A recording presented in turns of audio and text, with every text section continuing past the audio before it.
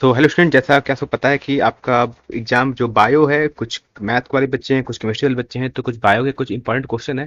Question बस important है, पढ़ के चले जाना। आ जाए तो अच्छी बात है, नहीं आए तो किसी को ब्लेम मत करना। ठीक है, चलो बात करते हैं। इनको पढ़ना हो बच्चे पढ़ेंगे।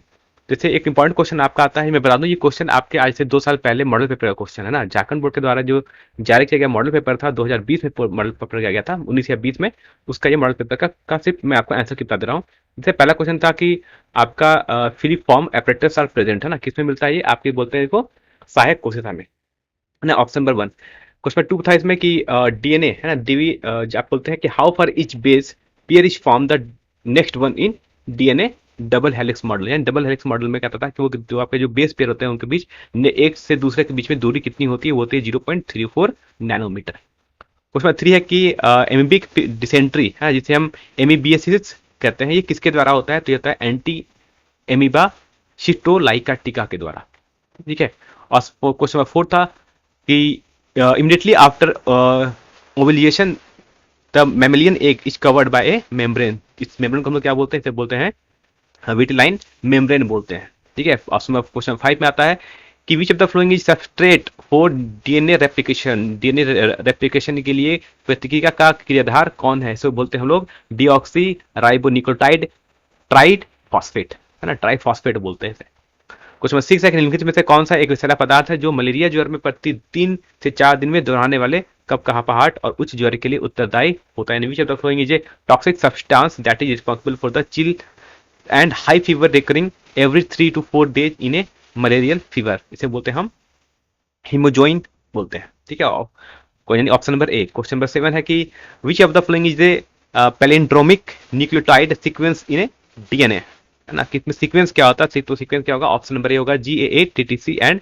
CTTAAG। ठीक है। Question number eight. Which of the following exhibits mutualism, है ना, निम्नलिखित में से कौन सा उपकारिता का प्रदर्शन करता है, तो ये कौन करता है, ये करता है उच्च पादपों की जड़ में रहने वाले कवमुकुल यानी mycorrhizae livings on the roots of higher plants ना। क्वेश्चन नंबर सिक्स आते हैं क्वेश्चन नंबर नाइन की तरफ।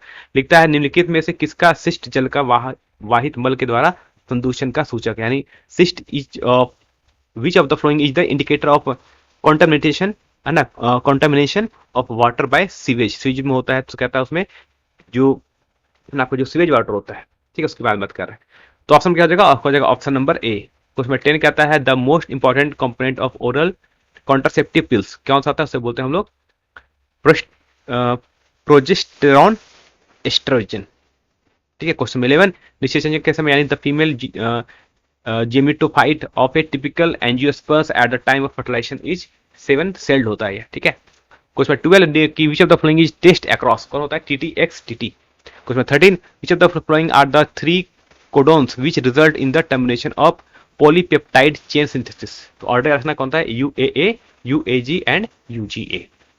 क्वेश्चन 14 एड्स की पहचान कैसे की जाती है, AIDS is diagnosed by ELISA, है ना, एलिसा के द्वारा टेस्ट होता है आपका।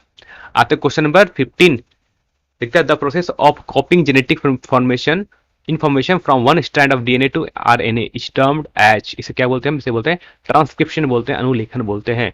Level of which hormones, question 16 level of which hormones get elevated by the intake of nicotine. Nicotine के सेवन से किस हार्मोन का स्तर बढ़ जाता है, वो होता है आपका एड्रीनलिन एंड नॉर एड्रीनलिन। ठीक है। Option number D. क्वेश्चन 17 है the polymerise chain reaction is a technique use for which of the flowing, है ना, यानी पोलिमराइज चेन रिएक्शन एक तकनीक है जो निम्नलिखित में से किस के लिए उपयोग में लाई जाती है, तो इसका यूज किया जाता है एम्प्लीफिकेशन ऑफ डीएनए यानी डीएनए के प्रवर्धन में। आते क्वेश्चन नंबर 18 वे जीव जो एक स्थिर आंतरिक तापमान बनाए रखते हैं क्या कहलाते हैं, यानी organism that can maintain a constant internal temperature are called as homeothermic, यानी समतापी बोलते हैं, समताप यानी कांस्टेंट टेम्परेचर। क्वेश्चन 19 सप्रेंटित प्राकृतिक गैस यानी कंप्रेस्ड नेचुरल गैस क्या है, क्या होता है उसमें, मेनली मिथेन होता है। ठीक है। अब क्वेश्चन पर आता है 20 एक दंपति की 6 बेटियां हैं, अगली बार उसकी लड़की होने की संभावना कितनी है? तो ए कपल हैज 6 डॉटर्स, कह रहा है what is the possibility of having a girl next time, फिर से लड़की उसके होने का चांस कितना है? 50%, क्योंकि अगला या तो 50% वो गर्ल्स होगा या तो बॉय हो सकता है, तो चांस कितना रहेगा? अभी भी 50-50% रहेगा, परसेंटेज नहीं बढ़ेगा, परसेंटेज उतना ही रहेगा, क्वेश्चन 50। ठीक है, तो ये क्वेश्चन थे आपके इंपॉर्टेंट क्वेश्चन थे 20 इंपॉर्टेंट एमसीक्यू थे जो आपके कभी मॉडल सेट में पूछे गए थे। इस क्वेश्चन को आप कर लो, क्वेश्चन कहीं से भी आ सकता है, बाकी आपने पढ़ा होगा, चीजों को रिवाइज कर लो।